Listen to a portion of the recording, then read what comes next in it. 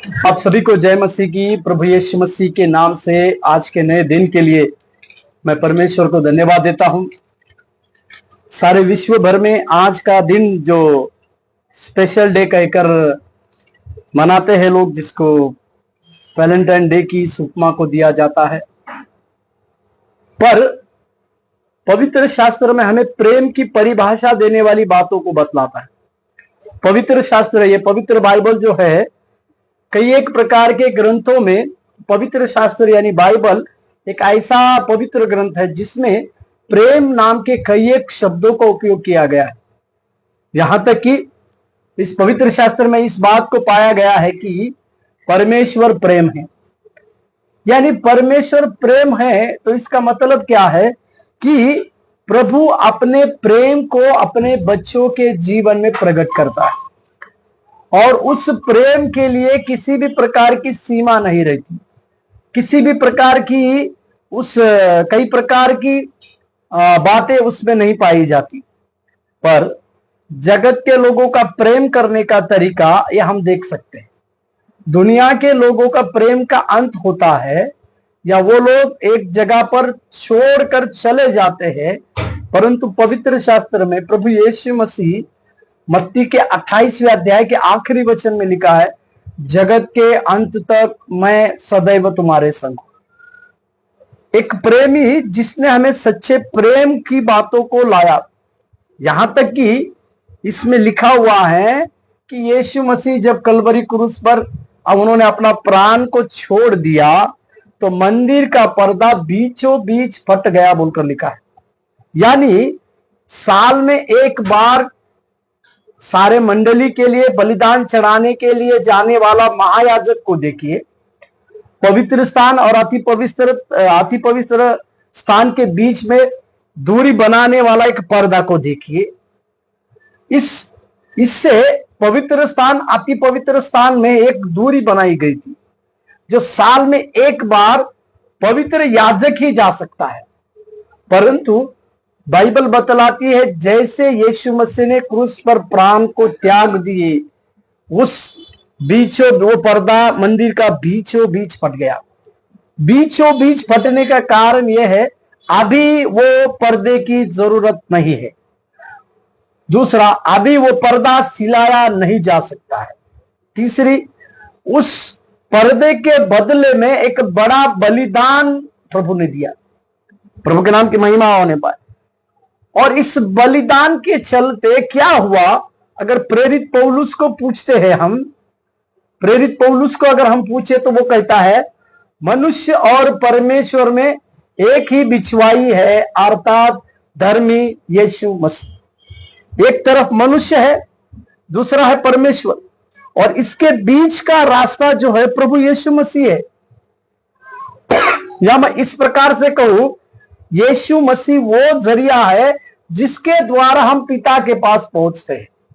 यानी यीशु मसीह ने खुद स्वयं कहा यूहन्ना 14:6 में, मार्ग सत्य जीवन मैं हूं, बिना मेरे द्वारा कोई स्वर्ग तक नहीं पहुंच सकता। मतलब मैं आपको एक ऐसे प्रेमी के बारे में बतलाना चाह रहा हूं जो हमें उस स्वर्गीय पिता से मिलाता है। वही हमारा सबसे सर्वश्रेष्ठ प्रेम। इसी यूहन्ना के 3 अध्याय के 16वें वचन में हमने कई एक बार प्रचारों को सुना होगा कि परमेश्वर ने जगत से ऐसा प्रेम किया कि अपने एकलौते पुत्र को दे दिया। प्रेम की परिभाषा अगर हम कहते कि किसी के लिए कुछ दिया जाना, उपहार स्वरूप किसी को कुछ दिया जाना, एक गिफ्ट के स्वरूप किसी को दिया जाना, उसे कहते हैं प्रेम। परंतु यहां पर पिता ने अपने एकलौते पुत्र, जिसको सबसे ज्यादा प्रेम करते थे, उसे ही मानव जाति के पापों के लिए दे दिया और उसी पुत्र के द्वारा उद्धार की योजना बनाई। इसी के लिए लिखा हुआ, जो कोई यीशु का नाम लेगा वो उद्धार को पाएगा। प्रेरितों के काम 4 अध्याय के 12वें वचन को अगर आप देखते हैं तो वहां पर लिखा हुआ है, मनुष्य में, स्वर्ग में, न पृथ्वी पर किसी दूसरे के द्वारा उद्धार नहीं, यीशु मसीह के द्वारा। मतलब प्रेम की सबसे बड़ी बात जो है दिया जाना, जिसे प्रेम कहते हैं। और फिर हम पहला यूहन्ना के 3:16 अगर देखते तो उसमें लिखा हुआ है, हमने प्रेम इससे जाना कि उसने हमारे लिए प्राण दिए। हालेलुया। प्रेम जो है वो एक दूसरे की सहभागिता को देखता है। जैसे मैंने कहा कि यीशु मसीह के द्वारा हम पिता के उस पास पहुंच सकते हैं, वो प्रेम की परिभाषा है। या फिर हम उस पिता के पास अति पवित्र स्थान में साल में एक बार जाने की हमें जरूरत नहीं है, अभी सरलता से प्रभु यीशु मसीह के नाम से हम वहां पर जाते हैं। इसी बातों को आज, इस प्रेम की बातें जब हम देख रहे हैं या प्रेम के कई एक बातों को हम समझ रहे हैं, तो उसे इस बात को समझने की आवश्यकता है, उसे एक बात को जानने की आवश्यकता है कि हमारे लिए प्रेम करने वाला एक प्रेमी परमेश्वर है। सबोपदेशक के 12वें अध्याय के पहले वचन में अगर हम देखेंगे तो उसमें लिखा हुआ है, अपने जवानी के दिनों में अपने सृजनहार को स्मरण करो। हमारा एक सृजनहार परमेश्वर है जो हमसे लगातार प्रेम करता है। उसी के प्रेम की बातों को जब हम दुनिया में पहुंचाने की कोशिश करते हैं तो हमारे जीवन में इस बात को आप और हम समझने पाए कि वही प्रेम सर्वश्रेष्ठ प्रेम है। वो प्रेम हमें कभी अनाथ नहीं छोड़ेगा, वो कभी हमें अनाथ नहीं होने देगा, और वो कभी हमें त्यागेगा नहीं बोलकर हम देखते हैं। इसी के लिए कि उस प्रेम की बातों को हम गहराई से अपने जीवन में समझने पाए, उस प्रेम की बड़ी बातों को हम अपने जीवन में समझने आए, उस प्रेम की ऊंचाई गहराई की बातों को हम समझने पाए। या पौलुस की तरह रोमियो की पत्री में 8वें अध्याय में हम इस प्रकार से कहे कि वचन को पढ़िएगा, रोमियो का पत्री 8वें अध्याय, रोमियो का पत्री 8वें अध्याय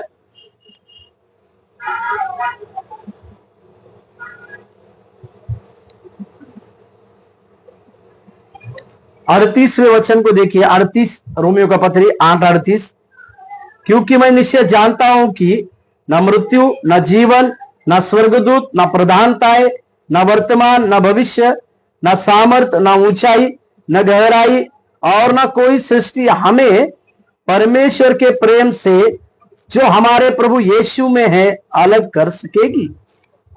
मतलब हमारे लिए परमेश्वर का जो प्रभु यीशु मसीह का जो प्रेम है वो सबसे श्रेष्ठ है। का ही प्रेम सबसे श्रेष्ठ है, और उस प्रेम से हमें कोई भी बात अलग नहीं कर सकती है। इसको हम समझना है, इसको हम जानना है। परमेश्वर के नाम की महिमा और प्रशंसा होने पाए। आज नए नियम से हम यीशु के दीवाने बोल के एक सब्जेक्ट को हम लिए हैं। मेरा आज का विषय जो है, आज के इस वैलेंटाइन के ऊपर ही यीशु के दीवाने बोलकर मैंने एक, हम यीशु के दीवाने कब बनते हैं?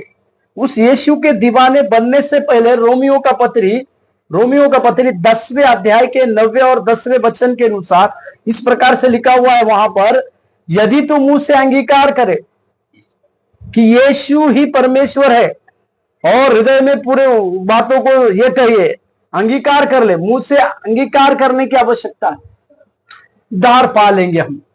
अभी उद्धार को पाया हुआ व्यक्ति, नया जीवन को पाया हुआ व्यक्ति, वो यीशु का प्रेमी बनने की आवश्यकता है। इसके लिए प्रकाशित वाक्य में 7 कलीसिया को जब परमेश्वर लिख रहा है तो उसमें से एक कलीसिया के ऊपर परमेश्वर का इस प्रकार से दोष है, पहला सा प्रेम तूने छोड़ दिया, यीशु से नाता तूने तोड़ दिया।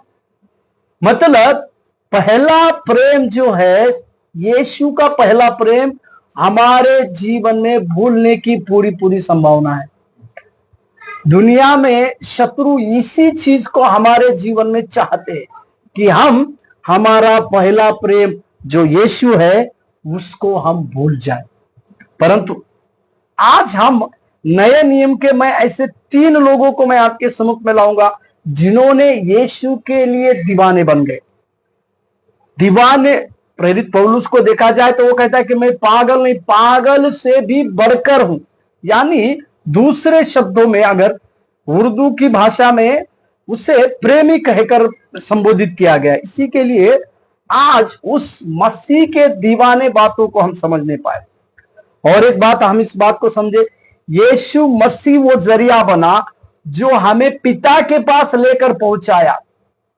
यीशु मसीह हमारे लिए एक जरिया बना, वो प्रेम का एक जरिया बना स्वर्ग तक हमें लेके जाने के लिए। यीशु मसीह एक जरिया बना हमारे पापों से, हमारे अपराधों से हमें छुड़ाने के लिए। इसी के लिए उसी का प्रेम सर्वश्रेष्ठ है। इसी के लिए हम इस बात को समझने पाए, इस बात को हमारे जीवन में जानने पाए। एक पुराना गीत जो फादर ब्रैकमन से लिखा हुआ है, उसमें इस पिता के प्रेम के विषय में इस बातों को कहा जाता है। आनंद आनंद आनंद है, आनंद आनंद आनंद है, सियोन जलाल में वास करेंगे, बाप की दाहिनी ओर बैठ जाएंगे, ये हमारा सौभाग्य है। बाप की दाहिनी ओर बैठ जाएंगे, ये हमारा सौभाग्य है। मतलब उस बाप की दाहिनी ओर बैठने लायक परमेश्वर ने हमें बनाया है।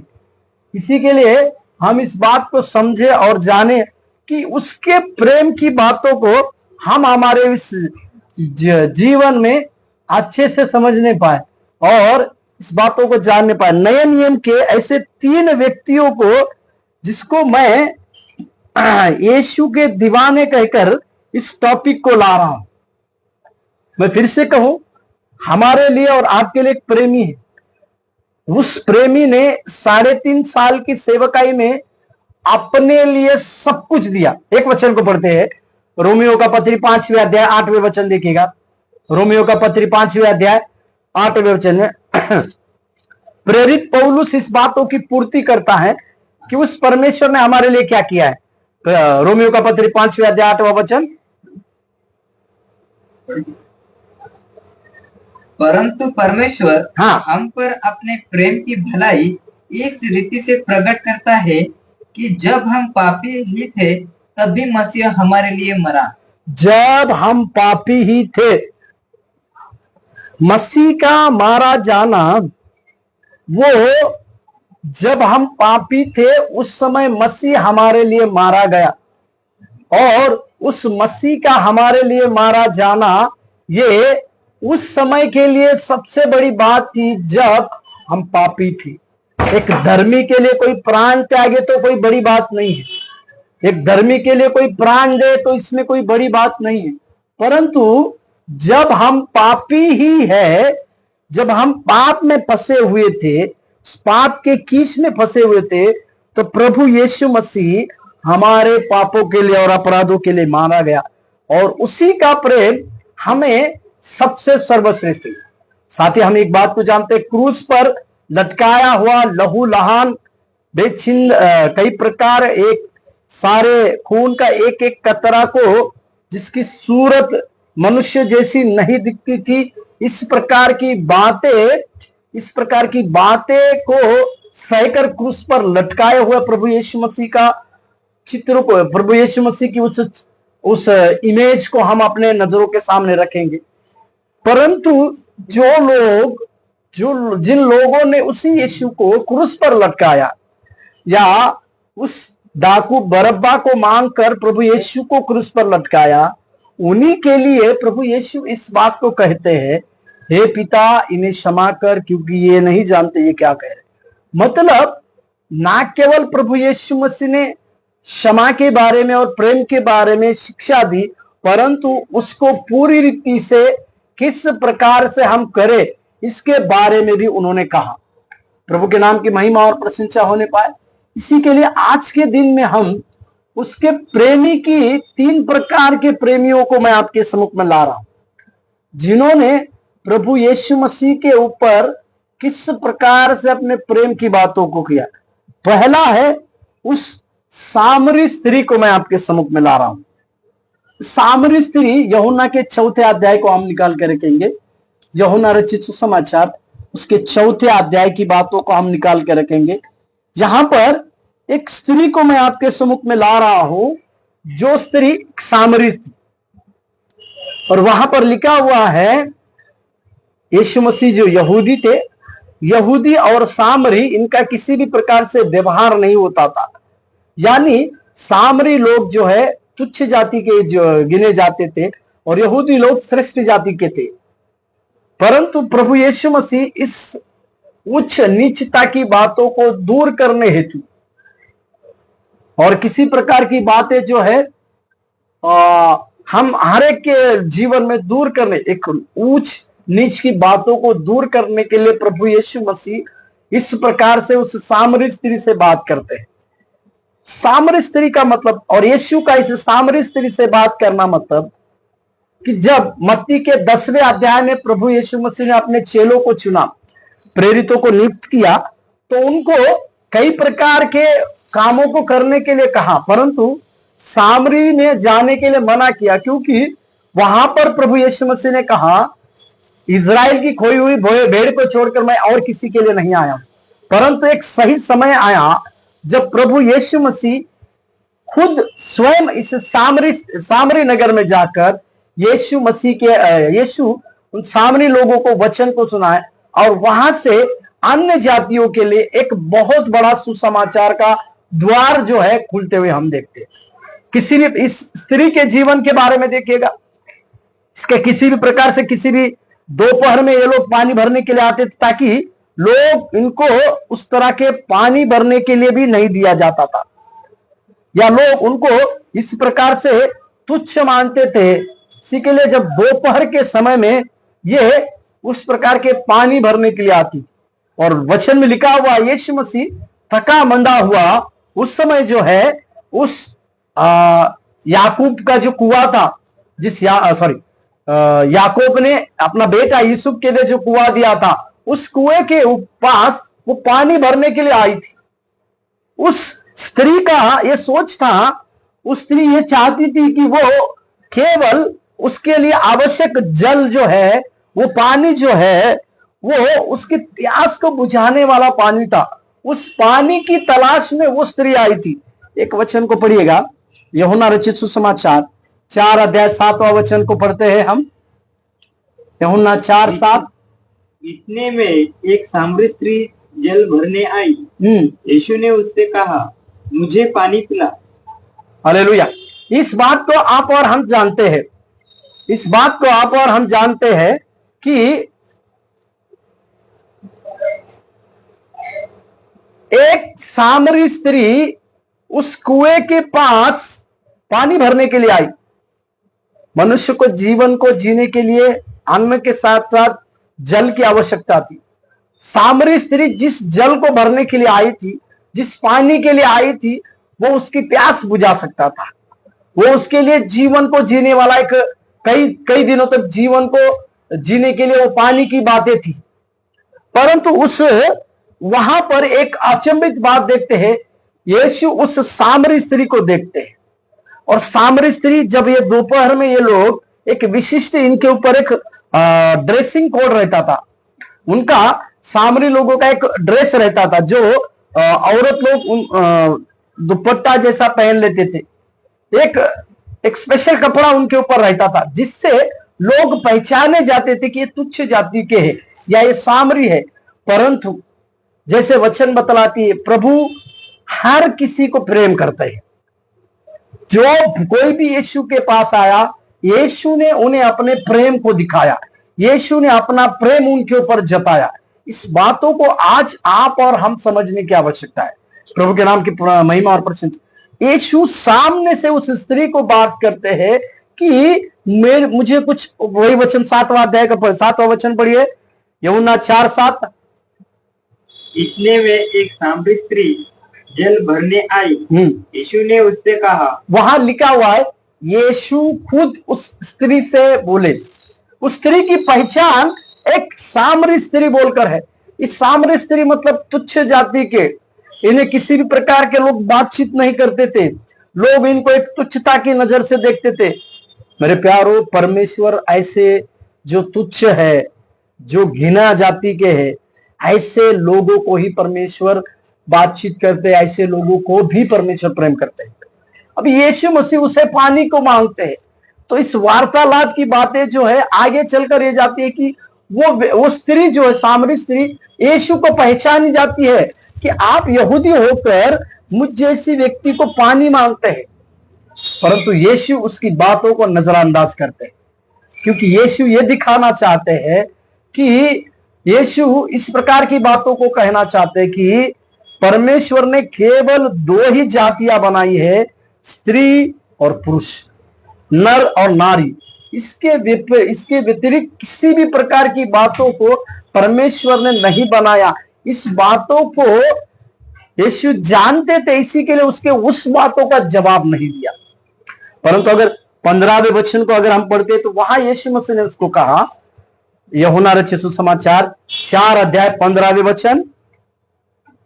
स्त्री ने उससे कहा, हे प्रभु, वह जल मुझे दे ताकि मैं प्यासी न हो और न जल भरने का इतनी दूर आऊं। वहां यीशु मसीह जो है उस सामरी स्त्री को इस प्रकार से कहते हैं कि तू जो जल भरने के लिए आई है, वो जल तुम्हारी प्यास बुझा सकता है। कुछ दिन के बाद फिर से तुम प्यासी हो जाओगी और फिर से तुमको इस प्रकार से आना है। परंतु मैं जो जीवन का देने वाला परमेश्वर हूं, जीवन का दाता परमेश्वर हूं, मेरे पास कुछ इस प्रकार से पानी है, जो कोई पिएगा वो कभी प्यासा ना होगा। इस स्त्री को इस बातों की समझ नहीं आ रही है। स्त्री इस बातों को समझने के लिए उसका पर्याप्त नॉलेज इस जगह पर हम नहीं देखते। वो यीशु को इस प्रकार से कहलाती है कि अगर आपके पास इस प्रकार का जल है तो मुझे दीजिए। अभी भी उस स्त्री को उस जल के लिए, उस पानी के लिए एक प्रकार की बातों को हम देखते हैं कि वो चाहती थी कि वो जल जो है उसके पास पर्याप्त हो, ताकि बार बार उसे उस कुएं के पास ना आना पड़े, बार बार उसे उस कुएं को पानी भरने के लिए ना आना पड़े। इस प्रकार से उस स्त्री का सोच थी। परंतु यीशु जो जल की बातें कह रहे थे वो जीवन जल की बातों का था। स्त्री जो जल चाह रही थी वो जीवन को जीने के लिए था, परंतु यीशु जीवन जल था। इसी के लिए दोनों पानी की बातों को अगर हम देखें तो यीशु के पास पर्याप्त अनंत काल तक प्यासा न रहने वाला पानी था। उस बातों की अपेक्षा यीशु मसीह उससे कह रहे थे। परंतु सामरी स्त्री जिस जल के लिए आई थी वो उसको बार बार उसको वहां पर आना था, इसी के लिए वो इस बातों को समझ नहीं पा रही थी। परंतु देखिएगा 20वां वचन देखिएगा, 20 यूहन्ना 4:20। हमारे बाप दादों ने इसी पहाड़ पर आराधना की और तुम कहते हो कि वह जगह जहां आराधना करनी चाहिए यरूशलेम में है।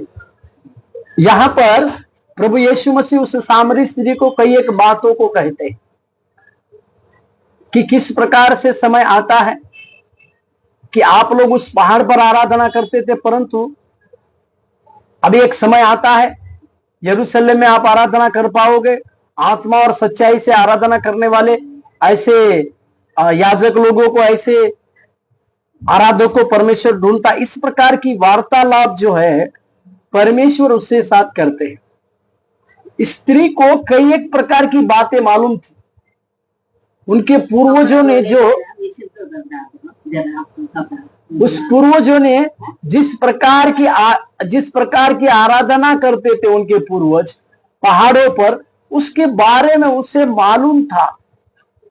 परंतु यीशु उसे इस प्रकार से कहते हैं कि वो समय आता है जब आप सब लोग यरूशलेम में आराधना करने वाले बने। 25 वचन को देखिएगा, उसमें क्या लिखा है, 4:25। स्त्री ने उससे कहा, मैं जानती हूँ कि मसीह जो ख्रिस्त कहलाता है आने वाला है, जब वह आएगा तो हमें सब बातें बता देगा। इस बातों को, इस वचन को ध्यान से देखिएगा। वो स्त्री उसके मन में एक बात थी, उसने यीशु जो ख्रिस्त है, जो मसीहा है, उसके बारे में सुना है, उसके बारे में उनके पूर्वजों से सुना है, कई लोगों से लगातार सुनते आ रही है।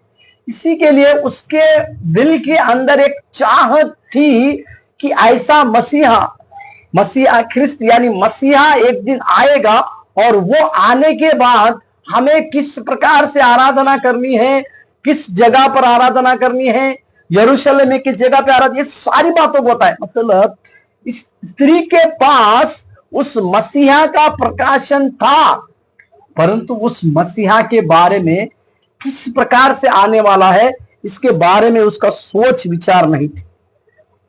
यीशु मसीह ने उसके उस पुरानी बातों को कहकर उसे इस बातों को कहा। अभी 28 और 29 वचन को पढ़िएगा, यूहन्ना 4:28-29।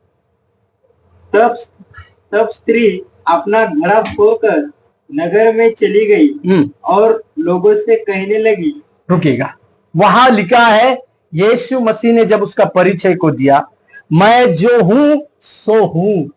इस प्रकार की बातें प्रभु यीशु मसीह ने जैसे ही उस स्त्री को किया, स्त्री के जीवन में एक बदलाव आया। मेरे प्यारो, प्रभु यीशु मसीह की उस बातों से हमारे जीवन में बदलाव आता है, इस बातों को हम समझने की आवश्यकता। जो स्त्री अभी तक ये कह रही थी कि वो ख्रिस्त यानी मसीहा जब आएगा हमें सब बातों को बताएगा, हमें सब बातों को समझाएगा, परंतु प्रभु यीशु मसीह ने उसे जवाब दिया, मैं जो हूं सो हूं। इसी से वो स्त्री समझ पाई कि मैं जिससे बात कर रही हूं वो परमेश्वर है, और वो इस बात को समझ पाई कि मैं जिससे बात कर रही हूं वही ख्रिस्त यानी मसीहा है। हालेलुया, प्रभु के नाम की महिमा और प्रशंसा होने पाए। जिस उस स्त्री ने कभी अपने जीवन में इस प्रकार की एक्सपेक्टेशन नहीं किया था कि जिससे वो बात कर रही है वही। जैसे ही वो यीशु की उस बातों को सुनी, जैसे ही वो उस यीशु मसीह की बातों को अपने उस मैं ही हूं कहकर इस शब्द को सुनी, उसने सबसे पहला एक बात को किया। 28वें वचन में देखिएगा, तब स्त्री अपना घड़ा खोलकर, बस सबसे पहले स्त्री ने जो पानी के लिए वो चली आई थी, जो कुछ दिन के लिए उसकी प्यास बुझाने वाला पानी था, वो अब उसके लिए एक बात तो समझ गई, मुझे जीवन का जल पिलाने वाला वो प्रभु यीशु इस धरती पर मिला है। मेरी मुलाकात जीवन का पानी देने वाले सर्वशक्तिमान प्रभु यीशु से हुई है। मेरी मुलाकात वो मसीहा कहलाने वाले ख्रिस्त के साथ हुई है। इसी के लिए अभी मुझे इस दुनिया के पानी की जरूरत नहीं है।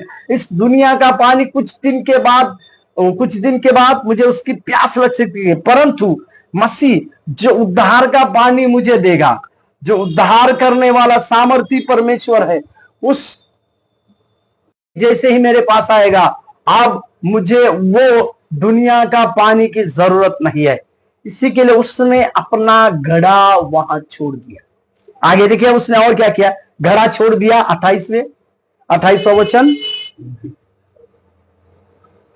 घड़ा छोड़कर नगर में चली गई। दूसरी बात, नगर में चली गई। मेरे प्यारो, उसने उसके अंदर एक प्रकार की इस प्रकार की अभिलाषा को हम देखते हैं कि आज उसके जीवन में वो आनंद को देखते हैं हम। वो जिस पानी के लिए आई थी, शायद उसे उस पानी की जरूरत थी बोलकर वहां आई थी, परंतु अभी उसको जीवन जल पिलाने वाला वो मसीहा यानी ख्रिस्त मिला। इसी के लिए वो अपना घड़ा छोड़कर उस नगर में चली आई। मतलब लोगों को अपनी गवाहियों को बताने के लिए, लोगों को मसीह की बातों को, मसीह के उस प्रेम को बतलाने के लिए वो नगर में चली आई। आगे, और लोगों से कहने लगी, हाँ, आओ एक मनुष्य को देखो जिसने सब कुछ जो मैंने किया मुझे बता दिया। कहीं यही तो मसीह नहीं है? अंततः वे नगर से निकलकर उसके पास आने लगे। हाँ, इस बीच उसके चेलों ने यीशु से यह विनती की। 29वें वचन में देखिएगा, वो नगर में चली आई और कई एक लोगों को इस प्रकार से कहने लगी कि मैंने एक व्यक्ति को देखा है जिसने मेरे जीवन के पिछले जीवन की सारी बातों को बतलाया है। कहीं यही वो मसीह क्रिस्त नहीं है? और वो इस प्रकार से लोगों को उस प्रचारक के रूप में आकर उसको कहने लगी, जो केवल जल भरने के लिए आई थी, उस जल को भरने हेतु उसे इसी धरती पर मसीहा मिल गया। हालेलुया। जिसके जीवन में जिसकी मुलाकात मसीहा से होती है वो उसका दीवाना बन जाता है। इसकी बातों को हम समझ नहीं पाए। उस जिसके जीवन में मसीहा की मुलाकात होती है, जिसके जीवन में मसीहा का प्रेम उंडेला जाता है, वो मसीहा का दीवाना बनता है। इस बातों को समझ। और 35वां वचन देखिएगा, यूहन्ना 4:35 में देखिए, क्या तुम नहीं कहते कटनी होने में अब भी 4 महीने पड़े हैं? 39 माफ कीजिएगा, 4:39। उस नगर के बहुत से हाँ शामरियों ने उस स्त्री के कहने से यीशु पर विश्वास किया। Man hallelujah. बहुत से स्त्रियों ने सामरी स्त्री के कहने पे विश्वास किया, जो केवल जल भरने के लिए आई थी। यीशु से मुलाकात होने के बाद उसके जीवन में स्वयं मसीहा उसके जीवन में बातचीत करने के बाद वो स्त्री मसीहा की दीवानी हो गई और सारे लोगों को जाकर उसने यीशु मसीह के सुसमाचार की बातों को कहा। और लिखा है उस स्त्री के कहने पर कई एक स्त्रियों ने उसकी बातों पर विश्वास किया। 39वें वचन 40 और 40वां वचन देखिएगा। इसलिए जब ये सामरी उसके पास आए तो उसने विनती करने लगे कि हमारे यहाँ रह। अंततः वह वहां 2 दिन तक रहा। 40 और 41 में इस प्रकार से लिखा। 39वें वचन को देखिएगा। 39 उस नगर के बहुत से सामरियों ने उस स्त्री के कहने पे एक बात को समझिएगा। अब ये स्त्री साधारण नहीं रही। जब चली गई थी तो वो साधारण थी। चली गई थी तो केवल जल को भरने के लिए जाने वाली एक स्त्री थी, परंतु उसको एक मसीहा मिल गए। उनको उस स्त्री के बातचीत करने वाला ख्रिस्त मसीहा से उसकी मुलाकात हो गई। जैसे ही उसकी मुलाकात ख्रिस्त यानी मसीहा से हो गई, वो मसीहा की दीवानी हो गई। और वो दीवानी तो हो गई और एक प्रचारक के रूप में, एक मिशनरी के रूप में जाकर सामरी स्त्रियों को कहने लगी। इसी के लिए वो शायद इस प्रकार से सोच रही होगी, जो घड़ा लेकर मैं पानी के लिए गई थी, वो घड़ा आज मुझे नहीं चाहिए। वो जिस पानी की मैं खोज करने के लिए गई थी, मुझे आज वो पानी नहीं चाहिए, क्योंकि जीवन को जल देने वाला मसीहा इसी धरती पर आज मुझे मिला है।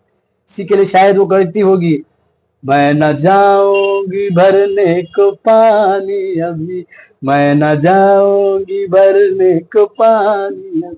मेरे प्यारो, जिसके जीवन में मसीहा आता है, जिसके जीवन में मसीहा बातचीत करता है, वो व्यक्ति मसीहा का दीवाना होता है। और जो मसीहा का दीवाना होता है वो मसीहा की गवाही और लोगों को सुनाता है, उस मसीहा के प्रेम को और लोगों को सुनाता है और कहता है, मेरा दीवाना किस प्रकार से है। मैं आज उसी मसीह का दीवाना बन गया हूं। उस दीवाने के उस गवाहियों को लोगों को बांटता है, वही उसका प्रेम है। Hallelujah, hallelujah. इस दीवानी स्त्री के बारे में बाइबल में इस प्रकार से। और एक व्यक्ति को मैं आपके सम्मुख में ला रहा हूं, मेरे साथ खोलिएगा मत्ती रचित सुसमाचार उसके 26वें अध्याय 6 वचन से 13वें वचन की बातों को देखिएगा। मत्ती रचित सुसमाचार उसके 26वें अध्याय 6 वचन से 13वें वचन तक की बातों को हम देखते हैं। और इसमें एक स्त्री के द्वारा यीशु मसीह का अभिव्यंजन, मतलब यीशु मसीह के ऊपर उसने इत्र को मलकर इत्र मला बोलकर लिखा हुआ है। उसने इस घटना को हम मत्ती के 26वें अध्याय के 6 वचन से 13वें वचन में भी बढ़ते हैं और यूहन्ना के 12वें अध्याय 1 वचन से 8वें वचन में भी देखते हैं। और मरकुस के 14वें अध्याय में 3 वचन से 9 वचन में भी पढ़ते हैं। परंतु मत्ती और यूहन्ना एक स्त्री के बारे में लिखते हैं। मतलब मत्ती और यूहन्ना एक स्त्री बोलकर लिखते हैं। परंतु अगर मरकुस का पत्री मरकुस उसके 14वें अध्याय 3 वचन से 9 वचन तक को अगर हम पढ़ेंगे, मरकुस उसके 14वें अध्याय 3 वचन से अगर 9 वचन तक पढ़ेंगे तो वहां उस स्त्री का नाम दिया हुआ है। मरकुस जो वो स्त्री का नाम देता है, पढ़िएगा। जब वह बेतनियाह में शमौन कोढ़ी के घर भोजन करने बैठा हुआ था, तब एक स्त्री संगमर के पात्र में जटामासी का बहुमूल्य शुद्ध इत्र लेकर आई और पात्र तोड़कर इत्र को उसके सिर पर उंडेला। परंतु कोई अपने मन में ऋषिया कर मरकुस का 14 का 9 पढ़िएगा। मैं तुमसे सच कहता हूं। इस घटना को आप और हम जानते हैं। Thank you brother, thank you, praise the Lord. कि हम इस घटना को जानते हैं। एक स्त्री जिसका नाम मरियम था, मरियम बोलकर लिखा हुआ है, वो स्त्री जो है यीशु मसीह जब शमौन कोढ़ी के घर में है बोलकर पता चलता है, तो ये स्त्री जो है यीशु वहां है कह के जब पता चलता है, मेरे साथ खोलिएगा यूहन्ना 12वें अध्याय की बातों को देखते हैं। यूहन्ना 12वें अध्याय 1 वचन से 8वें वचन तक की बातों को पढ़ेंगे। यूहन्ना 12वें अध्याय 1 वचन से 8वें वचन देखेंगे। यूहन्ना 12वें अध्याय। यीशु फसह से 6 दिन पहले बेतनियाह में आया। यीशु बेतनियाह शहर में आते हैं जहाँ लाजर था जी, जिसे यीशु ने मरे हुओं में से जिलाया था जी। आगे वहाँ उन्होंने उसके लिए भोजन तैयार किया। और मार्था सेवा कर रही थी। और लाजर उसमें से एक था जो उसके साथ भोजन करने के लिए बैठे थे। तब मरियम ने जटामासी का उस स्त्री का नाम यूहन्ना अपनी किताब में उस स्त्री को नाम देता है मरियम। उस स्त्री का नाम था मरियम। और उस मरियम ने क्या किया बोलकर यहां पर हम देखते हैं। तब मरियम ने जटामासी का आधा से बहुमूल्य इत्र लेकर, बस देखिएगा उस इत्र जो है उसके बारे में लिखा है बहुमूल्य इत्र था। देने वाली, उंडेलने वाली एक स्त्री थी जिसको कोई भी प्यार नहीं करता था, जिसको सारे लोग तुच्छ जानते थे, जिसे कोई लोग अच्छा नहीं समझते थे। ऐसी स्त्री यीशु उस घर में है, इसी के लिए उस जगह पर आया। आकर उस बहुमूल्य इत्र को आगे पढ़िएगा। यीशु के पांव पर डाला और अपने बालों से उसके पांव पोंछे। देखिएगा वो जो बहुमूल्य इत्र था उसका कमाई जो था वो ऐसा बाइबल में लिखा है उस स्त्री का 1 साल का कमाई था। कुछ सुसमाचार में 200 दिनार बोल के लिखा हुआ है, उसमें 200 दिनार बोलकर लिखा हुआ है। कुछ समाचारों में इसकी कीमत को दिया गया है 200 दिनार बोलकर। मतलब उस समय 200 दिनार मतलब बहुत बड़ी कीमत थी। और ये बड़ी कीमत उस स्त्री ने यीशु के प्रेम के चलते, यीशु को सबसे श्रेष्ठ प्रेम करने के चलते वो स्त्री ने अपने सारे पैसों खर्चा करके यीशु के लिए इस प्रकार का इत्र को लाया। बहुमूल्य इत्र को यीशु मसीह के लिए खरीदा और उस इत्र को यीशु के पांवों पर डाल दिया। उसके चेले लोग इस बात को नहीं समझ पाए। जो व्यक्ति परमेश्वर को सबसे ज्यादा प्रेम करता है, वो व्यक्ति अपनी सारी चीजों को बेचकर उस परमेश्वर के लिए भलाई की बातों को करने के लिए कभी भी पीछे नहीं हटता। इस बात को आज हम समझने की आवश्यकता है।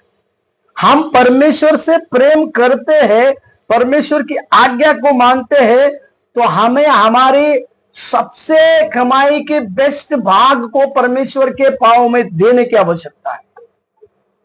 और यीशु मसीह ने देखिएगा उस स्त्री को इस प्रकार से कहा, मरकुस के 14 के 9 में देखिएगा, मरकुस 14 के 9 में यीशु मसीह ने उसके लिए एक बहुत ही सुंदर बात को कहा। मरकुस 14:6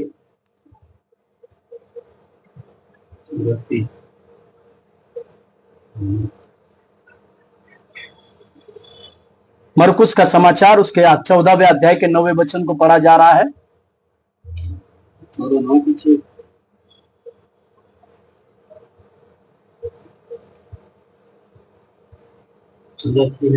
मरकुस 14 अध्याय 9वें वचन। मैं तुमसे सच कहता हूँ। यीशु मसीह उस स्त्री की इस बातों को देखा, इतना बहुमूल्य इत्र केवल यीशु के पांव पर डालकर वो अपने बालों से उसको पोंछ रही थी। इसका मतलब था वो स्त्री इस बात को कह रही थी कि मेरे जीवन की जो दुख भरी बातें हैं या मेरे जीवन को जो किसी ने पसंद नहीं किया, परंतु मैंने मेरे जीवन की सारी कमाई को यीशु के पांव में रखना चाहती हूं, क्योंकि आज मैं यीशु की दीवानी बन गई। उसने यीशु मसीह के उस प्रेम को जाना, उसने यीशु मसीह के उस प्रेम को जाना, और यीशु मसीह ने इस प्रकार से जब वो स्त्री कर रही थी उसे मना नहीं किया। हालांकि चेले लोग उसको उसके ऊपर गुस्सा कर रहे थे। चेले लोग इस प्रकार से कह रहे थे कि इतना इत्र अगर पैसा बेच दिया जाता तो कई एक पैसे आते थे, परंतु जो प्रभु को सबसे सर्वश्रेष्ठ प्रेम करता है, अपने जीवन की हर एक चीज को यीशु के लिए बलिदान देने के लिए कभी भी नहीं हटेगा। और लिखा हुआ है जो बलिदान देते हैं परमेश्वर उनसे प्रेम करता है। और यीशु मसीह ने उस स्त्री के लिए एक बात को कहा, 9वें वचन को देखिए, जब कभी भी सुसमाचार सुनाया जाएगा, आगे, मैं तुमसे सच सच कहता हूँ। मैं तुमसे सच सच कहता हूं, यीशु मसीह कह रहे हैं कि सारे जगत में जहाँ कहीं सुसमाचार, सारे जगत में जहां कहीं सुसमाचार सुनाया जाएगा, वहाँ उसके इस काम की चर्चा भी उसके स्मरण में की जाएगी। मतलब स्त्री ने जो परमेश्वर के लिए अद्भुत और बड़ा काम किया, जहां कहीं सुसमाचार सुनाया जाएगा, इस स्त्री के किए हुए इस छोटे से काम की चर्चा की जाएगी। मतलब मैं यहां पर कहने चाह रहा हूं, ये स्त्री ने अपने कमाई की सारी चीज, अपने कमाई की बातें यीशु पे उंडेली। जो यीशु को प्रेम करते हैं, जो यीशु के दीवाने होते हैं, वे लोग किसी भी वे अपने जीवन की सारी कमाई यीशु के ऊपर उंडेलते हैं, क्योंकि वो जानते हैं मैं यीशु का दीवानी बनने के लिए तैयार। इसी के लिए यीशु मसीह ने कहा, मत्ती के 26 अध्याय के 13वें वचन में भी यीशु मसीह ने इसी प्रकार से कहा कि जहां कहीं सुसमाचार सुनाया जाएगा, इस स्त्री का जिक्र वहां पर किया जाएगा।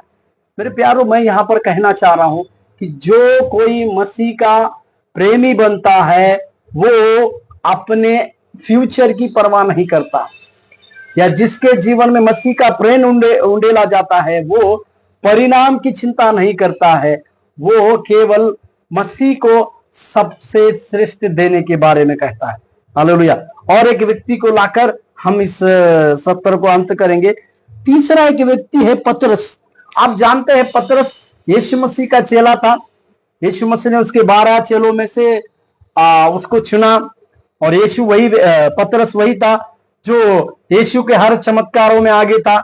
यहां तक कि यीशु जब पानी पर चले तो पतरस ही था जिसने परमेश्वर को कहा कि मुझे भी पानी पर चलने की आज्ञा दे।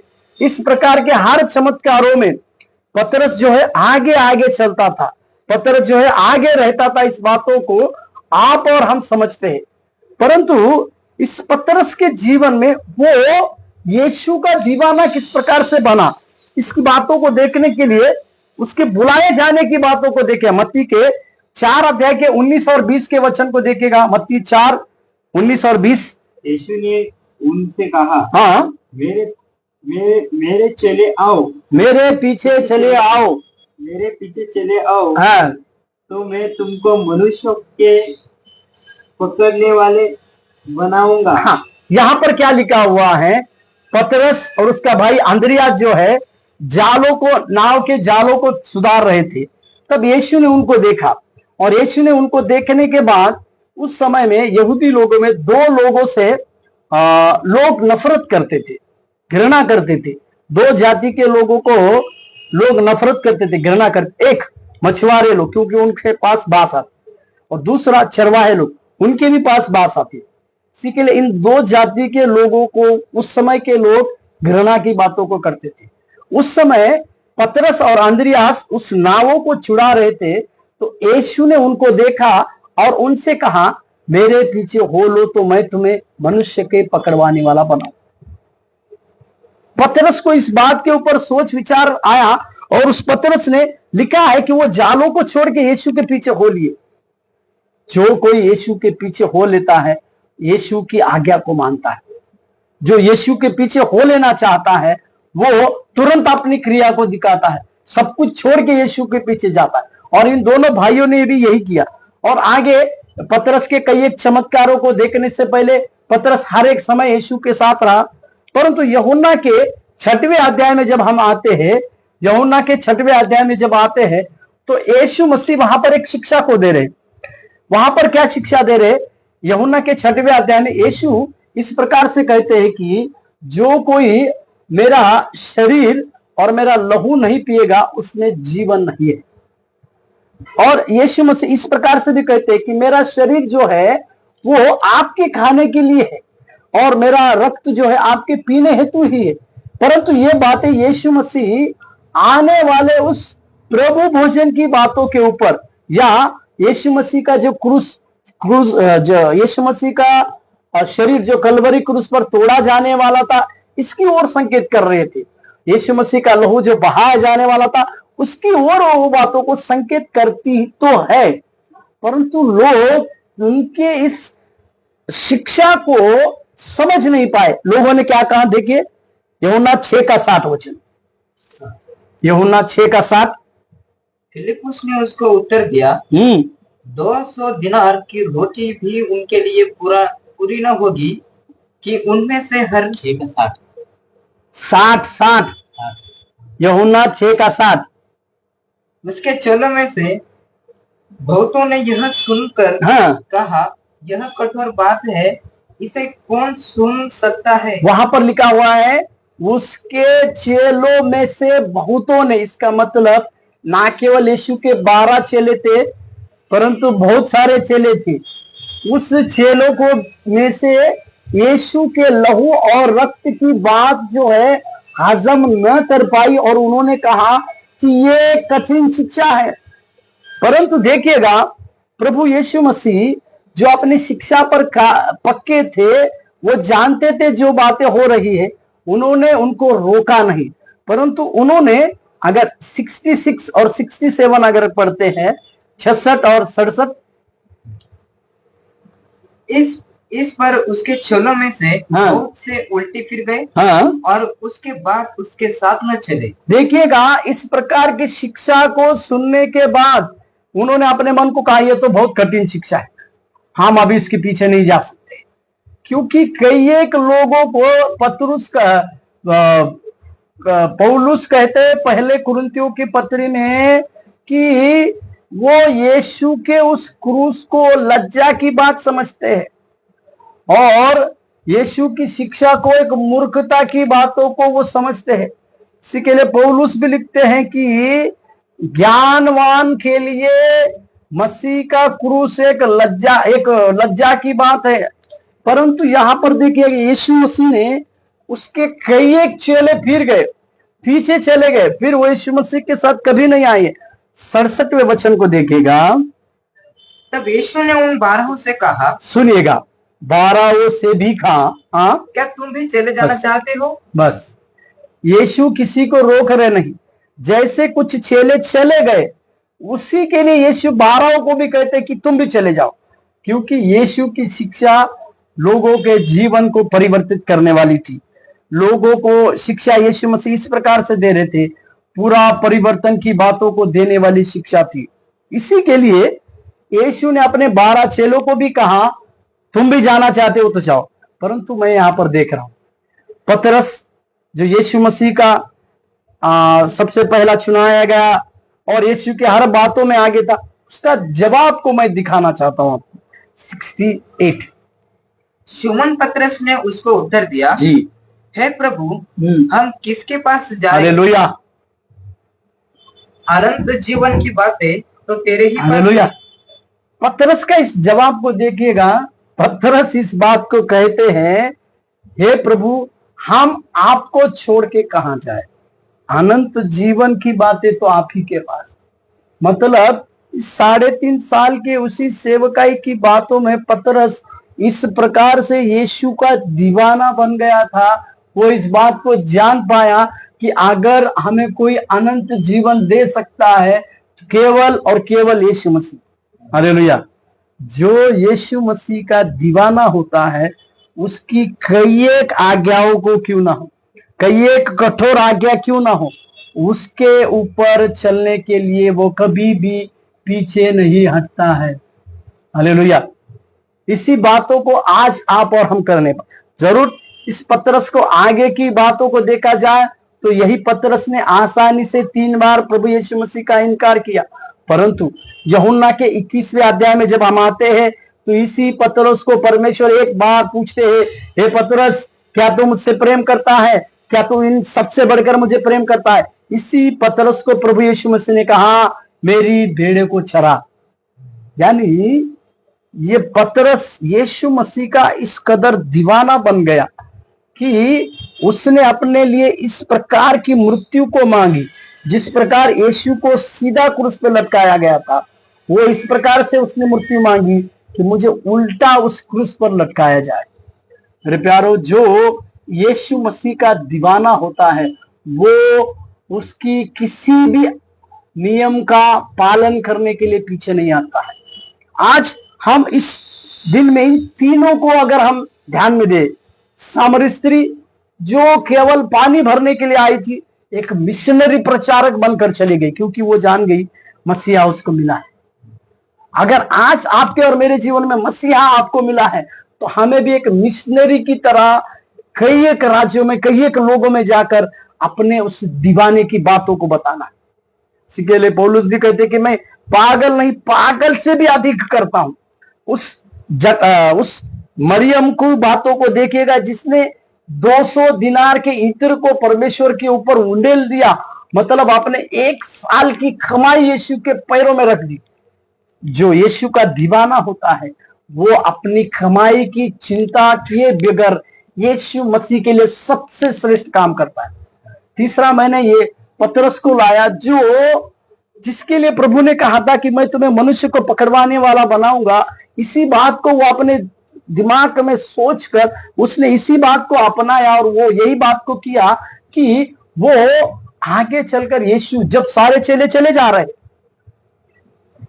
कठोर शिक्षा की बातों को सुनने के बाद सब चले जा रहे, पर पतरस ने कहा, हम कहां जाए? अनंत जीवन की बातें तो आपके पास है। मेरे प्यारो, आज इसी बातों को हम समझने पाए कि अनंत जीवन की बातें, जो यीशु का दीवाना होता है, वो यीशु की कई एक शिक्षा में शायद कठोर क्यों ना हो, उसको पूरी करने के लिए कभी नहीं डरता है। प्रभु आपके जीवन में बड़ी आशीष और अनुग्रह देने पाए। उस दीवाने को अपने जीवन में लेकर, उस यीशु के लिए दीवानापन दिखाकर, एक जील को दिखाकर जब हम अपने जीवन में हर जगह पर कार्य करेंगे, प्रभु हमारे जीवन में बड़ी आशीष देगा। आइए हम प्रार्थना करें। स्वर्गीय प्रभु यीशु मसीह, धन्यवाद देते हैं, हमें भी आपका उस दीवाना बनने के लिए आप सहायता कीजिए। दीवाना बनते हुए प्रभु हर एक जगह में प्रभु आपके अनुग्रह और आपके उस प्रेम को बांटने के लिए आप हमें सहायता और मदद कीजिए। धन्यवाद देते हैं, धन्यवाद देते हैं, धन्यवाद देते। तेरी महिमा, प्रशंसा, स्तुति करते हुए यीशु मसीह के नाम से इस प्रार्थना को मांगते हैं, आमीन। प्रभु आपको आशीष दे। धन्यवाद।